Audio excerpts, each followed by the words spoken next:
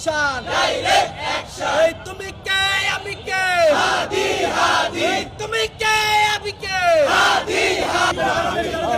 জিন্দাবাদ জিন্দাবাদ জিন্দাবাদ জিন্দাবাদ ইনকিলাব ইনকিলাব চালো চালো চালো রে চালো আগুন জ্বালো অ্যাকশন ডাইরেক্ট অ্যাকশন এই তুমি কে আমি কে হাদি হাদি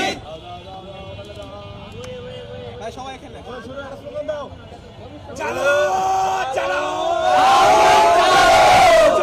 রে চালো আগুন জ্বালো অ্যাকশন ডাইরেক্ট অ্যাকশন এই তুমি কে আমি কে হাদি হাদি এই তুমি কে আমি কে হাদি হাদি জিন্দাবাদ জিন্দাবাদ জিন্দাবাদ জিন্দাবাদ ইনকিলাব ইনকিলাব সবাই এখানে চালো চালো চালো রে চালো আগুন জ্বালো